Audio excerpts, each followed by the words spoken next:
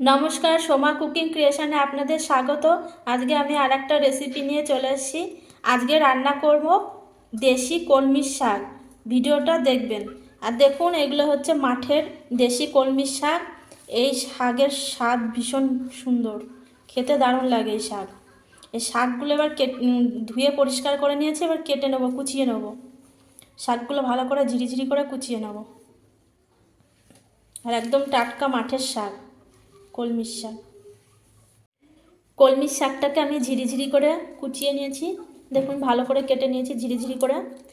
এবার আমি বড়িগুলো ভেজে নেব। কড়াইতে সর্ষের তেল দিয়েছি, তেলটা গরম হয়ে গেছে। এবার বড়িগুলো ভেজে নেব।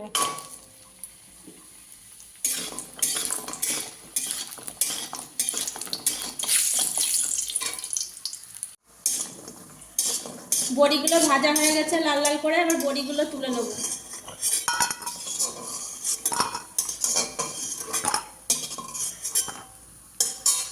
এই বড়ি ভাজা তেলের মধ্যে একটা গোটা শুকনো লঙ্কা আর একটু কালো জিরে ফোড়ন দেবো। আর একটা ছোট পেঁয়াজ কুচি আর কয়েক কোয়া রসুন দিয়ে দেবো। নাড়াচাড়া করে নেবো।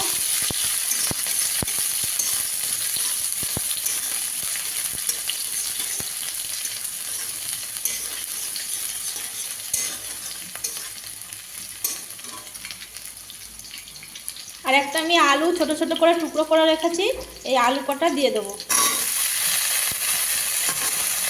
আলুটা আপনারা না দিলে নাও দিতে পারেন, কিন্তু আলুটা দিলে পরে কলমির শাকটা খেতে দারুণ লাগে।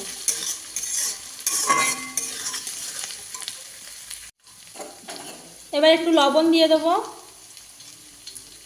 একটু হলুদ গুঁড়ো দিয়ে দেবো। এবার আলুটাকে একটু ভালো করে একটু ভেজে নেব। আলুটা যখন একটু ব্রাউন কালার হবে, তারপরে কাঁচা লঙ্কা আর শাক দেবো। আলুটা লাল লাল করে একটু ভাজা হয়ে গেছে, দেখুন ব্রাউন ব্রাউন হয়ে গেছে। এবার চেরা কাঁচা লঙ্কাগুলো দিয়ে দেবো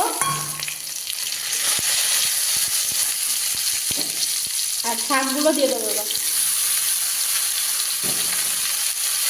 ভালো করে শাকটা এবার নাড়াচাড়া করে নেবো আলুর সাথে।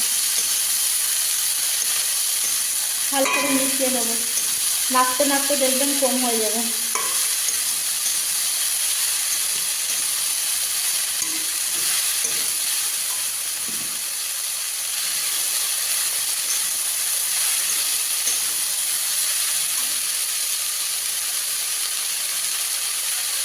আলু ভাজাতে আমার লবণ দেওয়া ছিল, সেই জন্য অল্প একটু লবণ দেবো শাকে, যেটুকু লাগবে।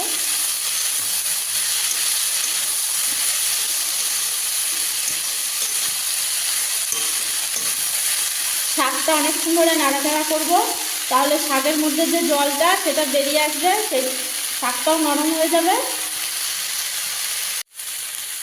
কলমির শাকটা দেখুন নাড়াচাড়া করতে করতে কতটা কমে এসছে আর অনেকটা নরম হয়ে গেছে। এবার ভেজে রাখা বড়িগুলো দিয়ে দেবো। আর বড়িগুলো আমি ভেঙে নিয়েছি, বড়িগুলো দিয়ে আবার নাড়াচাড়া করে নেবো। শাকটা অনেকটা কমে গেছে, এবার দেখে সামান্য একটু জল দিয়ে দেবো।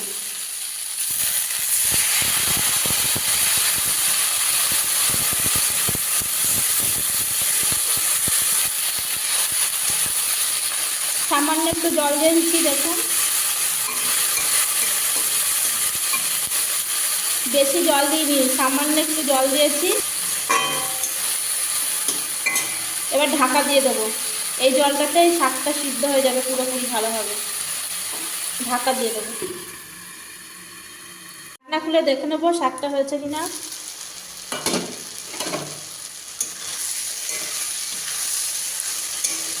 এই দেখুন জলটা শুকিয়ে গেছে, আলুগুলো সিদ্ধ হয়ে গেছে, শাকটা একদম নরম হয়ে গেছে। এবার শাকটা ভালো করে একদম শুকনো শুকনো করে নেবো। শাকটাকে এবার নাড়াচাড়া করবো বারে যে একদম শুকনো শুকনো করে নেবো, যেটুকু জল আছে একদম শুকিয়ে যাবে, তাহলে দারুণ লাগবে খেতে, ভাজা ভাজা হবে। বন্ধুরা, এটা হচ্ছে বিলের কলমির শাক। বিলের জল শুকিয়ে গেছে, আর এখন এই মাঠে কলমির শাক হয়েছে। আর এই কলমির শাকের যা স্বাদ না, দারুণ স্বাদ। আর এরকম করে আলু দিয়ে বড়ি দিয়ে এইভাবে রান্না করবেন আমার মতো করে কলমির শাক, খেয়ে রান্না করে আমাকে বলবেন যে কেমন হয়েছে। শাকটা আমার হয়ে গেছে ভাজা, এবার নামিয়ে নেব। বন্ধুরা, আমি কলমির শাকটা নামিয়ে নিয়েছি। আর এইভাবে রান্না করে খেয়ে বলবেন আমাকে কেমন হয়েছে। এইভাবে রান্না করে খেয়ে দেখবেন, খুব ভালো লাগে। ভালো লাগলে পাশে থাকবেন।